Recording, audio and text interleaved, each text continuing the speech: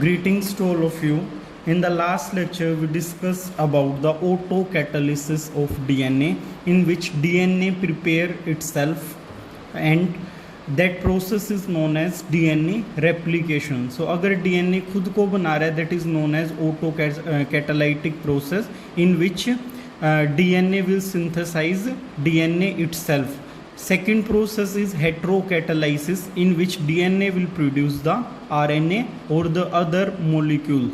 So we will be discussing about the transcription today. So here is central dogma. DNA will produce the mRNA, and mRNA will produce in turn protein. So DNA to RNA, that process is known as transcription. And if mRNA is producing the protein, that process will known as translation. So here these black line are showing the DNA. ये आपके DNA के दो strand हैं, इनकी polarity क्या है 5 prime to 3 prime and 3 prime, ये इधर से क्या हो जाएगा रिवर्स हो जाएगा 5 प्राइम टू 3 प्राइम. तो आपके दो स्ट्रैंड जो ब्लैक लाइन से दिखाए हुए हैं, मैंने ये आप कंसीडर करो सबसे पहले. तो इनका एक स्ट्रैंड सपोज करो ये DNA का, ये इसकी सीक्वेंस देख लेते हैं TAGCGATA, ये इसकी सीक्वेंस है नाइट्रोजिनस बेसिस की. अब आपको पता है कि DNA क्या होते हैं, ये आपके सेमी कंजर्वेटिव भी होते हैं, और मतलब इसमें एक तो रेप्लिकेशन होगा तब सेमी कंजर्वेटिव होते हैं, और एक दूसरे के कॉम्प्लीमेंट्री होते हैं. So because of that property, complementary property, you can find out the sequence of second strand. So T के अपोजिट A के अपोजिट T, G के अपोजिट C के अपोजिट G, और G के अपोजिट अगेन फिर से C आएगा यहाँ, A के अपोजिट T के अपोजिट A, और A के अपोजिट फिर से यहाँ पे T आ जाएगा. तो ये सीक्वेंस है. अब आपने बनाना है DNA से RNA. तो RNA क्या होता है, DNA आपका डबल स्टैंडर्ड होता है, लेकिन RNA क्या होता है, mostly it is single standard. RNA क्या होगा, सिंगल स्टैंडर्ड. तो सिंगल स्टैंडर्ड है, इसका मतलब आपको इंफॉर्मेशन DNA से लेनी है. आप इसको यूज कर सकते हो, इसको यूज कर सकते हो, दोनों में से कोई भी स्ट्रैंड आप यूज कर सकते हो. लेकिन हम करके देखते हैं कि कौन सा वाला ज़्यादा बेटर रहेगा, या कौन सा है जो एक इनमें से यूज हो सकता है. एक्चुअली एक ही यूज किया जा सकता है, तो वो हमें फाइंड आउट करना है, क्योंकि स्टार्टिंग में तो हम यही सोच सकते हैं कि दोनों को यूज कर सकते हैं, बट एक्चुअल में एक स्ट्रैंड ही हम यूज कर सकते हैं. तो वो हम देख लेते हैं. सपोज कीजिए ये स्ट्रैंड जो है 5 प्राइम टू 3 प्राइम, अगर हम इसको यूज कर रहे हैं तो इसकी पोलैरिटी देखो, जैसे वहाँ पे हमने डिस्कस किया था DNA रेप्लिकेशन में, that new strand will always form from 3 prime to 5 prime. अगर इसके ऊपर बनेगा एक, तो ये प्रॉब्लम आएगी कि 5 प्राइम से 3 प्राइम है, इसके ऊपर हमेशा अपोजिट बनेगा, डिसकंटिन्यूअस मैनर में बनेगा, तो एक प्रॉब्लम तो यहाँ पे ये आएगी. और दूसरी क्या है, अगर हम यहाँ पे स्ट्रैंड निकाल के देखें mRNA का, A का अपोजिट क्या होता है T, लेकिन RNA है इसलिए यहाँ पे U आएगा. T की जगह A, फिर G, C, फिर से G आएगा, फिर T के सामने A आएगा, A के सामने अगेन U, और T के सामने क्या आ जाएगा, दोबारा से आपका A आ जाएगा. तो ये जो स्ट्रैंड है, ये सीक्वेंस यहाँ बना के दिखाई है मैंने, ये आपकी कॉम्प्लीमेंट्री नहीं है इस स्ट्रैंड के. अब इससे बना के देखते हैं. तो इसमें क्या आ जाएगा, 3 प्राइम टू 5 प्राइम है, तो ईजीली 3 प्राइम टू 5 प्राइम वाले के ऊपर 5 प्राइम टू 3 प्राइम बनाना ईजियर है. एक तो ये इसका बेनिफिट हो जाता है कि 3 प्राइम टू 5 प्राइम वाले पे 5 prime to 3 prime easily create किया जा सकता है. तो यहाँ से आप इसको क्रिएट करते हुए चलोगे. ये जो पिंक कलर से लाइन शो की हुई है, दिस इज आवर mRNA. तो यहाँ पे दो स्ट्रैंड होंगे, एक तो कोड करने वाला, उसको बोलेंगे हम कोडिंग स्ट्रैंड. कोडिंग स्ट्रैंड की पोलैरिटी हमेशा 5 प्राइम टू 3 प्राइम रहेगी, और दूसरा स्ट्रैंड है बेटा टेम्पलेट स्ट्रैंड, जिसकी पोलैरिटी हमेशा 3 प्राइम टू 5 प्राइम रहेगी, और इसी को यूज़ किया जाता है फॉर द फॉर्मेशन और synthesis of the mRNA. So it will help in the synthesis of mRNA. Which strand, template strand. What is the polarity of template strand? It is 3 prime to 5 prime. बड़ा easy है. 3 मतलब जो opposite होगा 5 dash to 3 dash के, वही आपका RNA की synthesis के लिए रिस्पॉन्सिबल होता है, और उसी को हम टेम्पलेट स्ट्रैंड बोलते हैं. in prokaryotes there is enzyme which is known as RNA polymerase, and this is single enzyme in the case of prokaryote में बेटा सिंगल एंजाइम होगा, और ये तीनों की फॉर्मेशन के लिए रिस्पॉन्सिबल है, whether it is RRNA, mRNA और tRNA। तीनों की सिंथेसिस एक ही टाइप का RNA पोलीमरेज करेगा। पोलीमरेज मतलब जो न्यूक्लियोटाइड को जोड़ेगा, RNA के न्यूक्लियोटाइड को one by one after one क्या करता जाएगा, ज्वाइन करता जाएगा। In the case of eukaryotes RNA polymerase is of three type: RNA polymerase first, second and third. So RNA polymerase first will produce the rRNA.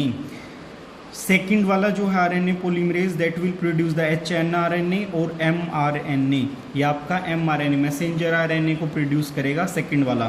Third polymerase जो है that will produce the transfer RNA which mean tRNA. Now let's see the structure of RNA polymerase. So RNA polymerase के अंदर आपकी 5 सब unit होती हैं, उस पांचों सब यूनिट को मिला के आप बोलोगे कोर एंजाइम, मतलब मेन एंजाइम होता है। उसके अलावा भी कुछ फैक्टर्स पार्टिसिपेट करेंगे जो हम वन बाय वन देख लेंगे। सो RNA पोलीमरेज की सब यूनिट में दो सब यूनिट, पहली दो सब यूनिट ये कौन सी होती हैं, these are alpha and they will bind to initiation protein. ये आपका इनिशिएशन प्रोटीन, इनिशिएशन क्या होता है, टू स्टार्ट समथिंग, किसी चीज़ को स्टार्ट करते हैं उसको इनिशिएशन बोलते हैं। So it will initiate the process, initiation के लिए जो प्रोटीन है उनके साथ ये बाइंड हो जाएंगे। कौन सी unit, alpha subunit of the core enzyme. Second जो है वो एक होती है वो beta dash subunit bind to DNA template. अभी बताया था टेम्पलेट और कोडिंग स्टैंड होते हैं, तो इस टेम्पलेट स्टैंड के साथ आपकी ये बीटा डैश यूनिट ज्वाइन कर जाती है। इसके बाद एक यूनिट होती है beta, simple beta, that will bind to the nucleotide, और जो लास्ट यूनिट है इसकी सब यूनिट है उसको ओमेगा सब यूनिट बोलते हैं। तो ये सारी की सारी 5 यूनिट्स हैं, they will act as core enzyme, एक साथ ये सारी की सारी काम करेंगे। इनके अलावा 2 फैक्टर्स और हैं जो बाद में ज्वाइन करते हैं, निकल जाते हैं, वो RNA की सिंथेसिस के लिए बहुत ज़्यादा इंपॉर्टेंट हैं। So first is the sigma factor, ठीक है। सिग्मा यूनिट या sigma factor it will initiation जो सिंथेसिस है उसका इनिशिएशन के लिए रिस्पॉन्सिबल होता है। mRNA जो बनना शुरू होता है वो आपका सिग्मा फैक्टर जब ज्वाइन करता है उसकी वजह से होता है। Second factor is rho factor, RH factor, elongation and termination of chain, chain को इलोंगेट भी करवाएगा और उसकी जो लास्ट में वो जब कंप्लीट हो चुका है उस दौरान उस लास्ट पॉइंट पे उसका टर्मिनेशन भी ये परफॉर्म करता है। ट्रांसक्रिप्शन यूनिट, ट्रांसक्रिप्शन के लिए जो पूरा का पूरा मशीनरी है उसको हम डिस्कस कर लेते हैं, उसी को ट्रांसक्रिप्शन यूनिट बोला जाता है। तो यहाँ पे ब्लैक लाइन से अगेन मैंने DNA के टेम्पलेट शो किए हुए हैं, एक स्टैंड शो किए हुए हैं सॉरी, जिनमें से एक टेम्पलेट स्टैंड है और दूसरा कोडिंग स्टैंड है। तो आपको बताया था कि टेम्पलेट स्टैंड की पोलैरिटी हमेशा 3' to 5' होगी और कोडिंग स्टैंड की 5' to 3' रहेगी। तो ये आपका एक सिंपल DNA है जिसके ऊपर क्या होगा, mRNA सिंथेसाइज होगा। अब देखिए इस DNA के ऊपर जब आपको क्या करना है, RNA की सिंथेसिस शुरू करनी है, तो कोई भी चीज़ जब शुरू करोगे उसमें सबसे पहले प्रमोटर आपको ज्वाइन करना पड़ेगा। सो प्रमोटर यहाँ पे ज्वाइन होता है और टेम्पलेट स्टैंड के 3' एंड पे ज्वाइन होगा। क्यों, क्योंकि यहाँ से सिंथेसिस शुरू होनी है, यहाँ mRNA जो बनेगा उसका 5' एंड आएगा, तो वो 5' एंड 3' एंड के सामने आना होता है। तो इसीलिए 5' एंड जो है कोडिंग स्टैंड उस पर प्रमोटर जुड़ेगा और उधर से जो टेम्पलेट स्टैंड है उसके 3' एंड पे जुड़ा हुआ होता है। प्रमोटर में क्या होता है, एक स्पेसिफिक सीक्वेंस होती है, जैसे TATAA, इसको मतलब वैसे जनरली बोल देते हैं कि दिस इज टाटा बॉक्स। तो TATA box will act as a promoter, ये प्रमोटर की तरह काम करेगा। Attach to the 5' end of coding strand and 3' end of the template strand, ये बता दिया है मैंने। तो अब आपको एक बात ध्यान रखनी है, प्रमोटर जहाँ 3' पे एंड पे ज्वाइन होगा टेम्पलेट स्टैंड पे, उसको डाउन स्ट्रीम बोलते हैं बेटा, ठीक है, डाउन स्ट्रीम। और जहाँ पे ये 5 प्राइम एंड पे 5 क्या होता है, बड़ा होता है, और 3 छोटा होता है, मतलब उसकी वैल्यू के अकॉर्डिंग आप इसी से याद रख लो 5 क्या है, अप है, और 3 डाउन है। तो आपको दोनों ही एंडेड पे मतलब प्रमोटर और टर्मिनेटर में ये बात ध्यान रखनी है कि 3 प्राइम वाला डाउन स्ट्रीम, बिकॉज 3 कम होता है। आपको एक लॉजिक दे रहा हूँ ये याद रखने के लिए बस।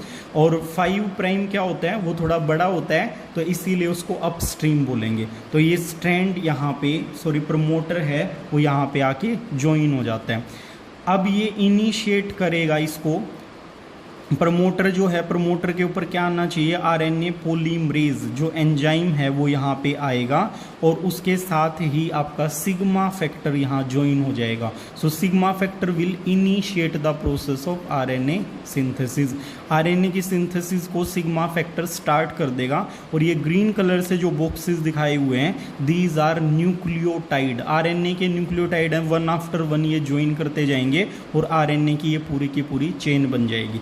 बट उससे पहले आप देखो आरएनए, सिग्मा फैक्टर का काम क्या होता है, initiate the process of RNA synthesis.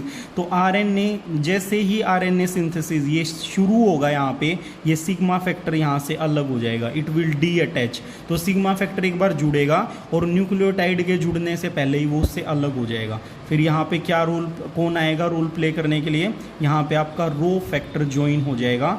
ये क्या करेगा, ये इलोंगेशन और टर्मिनेशन दोनों करता है। तो इलोंगेशन के लिए आपका रो फैक्टर आ जाएगा, सिग्मा फैक्टर यहीं से डी अटैच हो जाएगा।